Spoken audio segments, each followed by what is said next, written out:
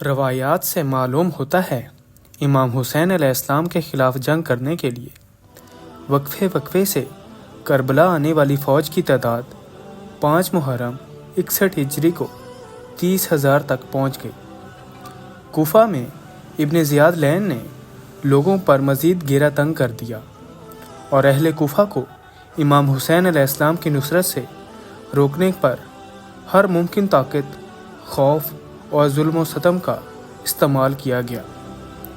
ابن زیاد کے سپاہی گروہوں کی شکل میں پورے شہر میں گشت کر کے لوگوں کو امام حسین علیہ السلام کی مدد سے روکنے کے لیے دھمکاتے رہے اور لوگوں کو ابن سعد کی فوج میں شامل ہونے کی ترغیب دیتے رہے۔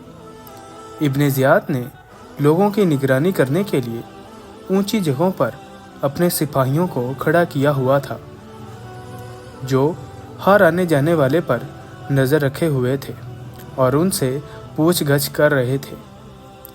5 محرم تک کربلا میں ابن سعد کے زیر قیادت فوج کی تعداد سواروں اور پیادوں سمیت 30,000 تک پہنچ گئی تھی، جبکہ دوسری طرف امام حسین علیہ السلام کے ساتھیوں میں حق سے تمسک کا عزم مزید پختہ ہو رہا تھا۔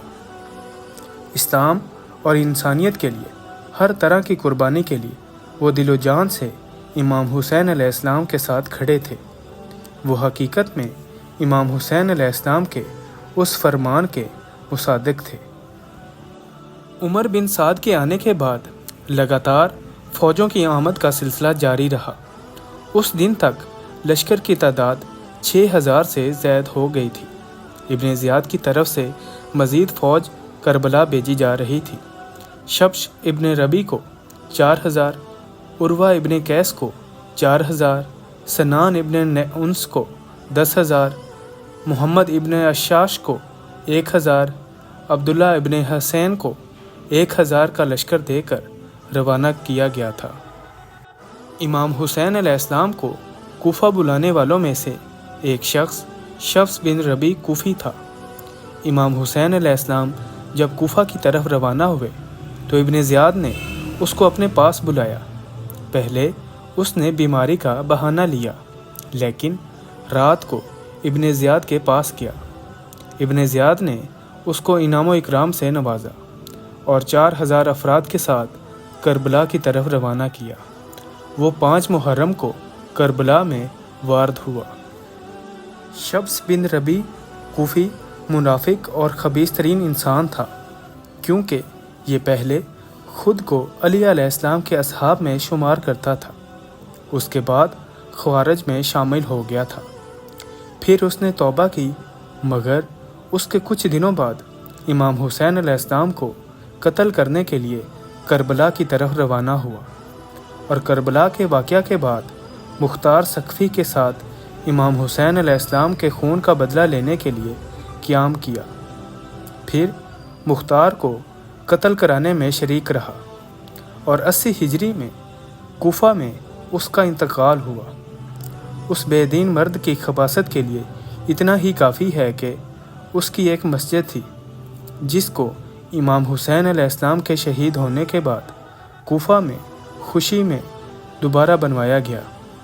امام حسین علیہ السلام کے شہید ہونے کی خوشی میں جو مسجدیں دوبارہ بنوائی گئی تھیں وہ مندرجہ ذیل ہیں: مسجد اشاش بن قیس، مسجد جریر بن عبداللہ بجلی، مسجد سماک بن مخرمہ اور مسجد شبش بن ربی۔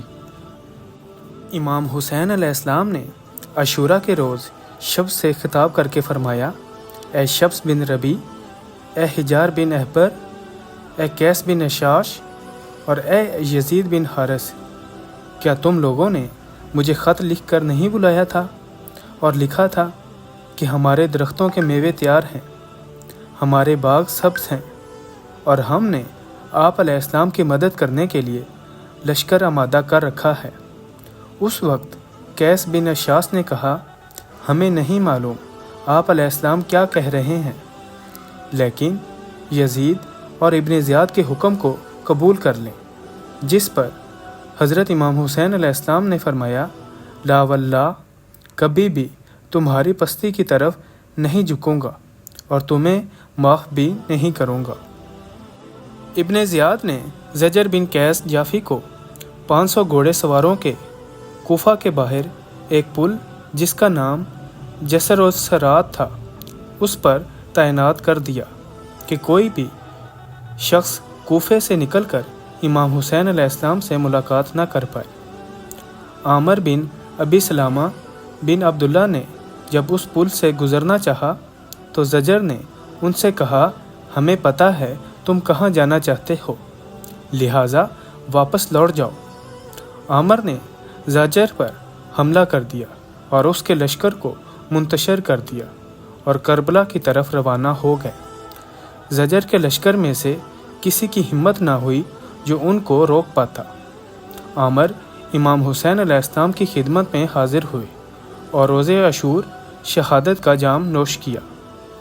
آپ نے امیر المومنین علی علیہ السلام کی طرف سے بھی مختلف محاذوں میں حصہ لیا تھا۔ خدا کی رحمتیں اور برکتیں ہوں ان کی روح پر۔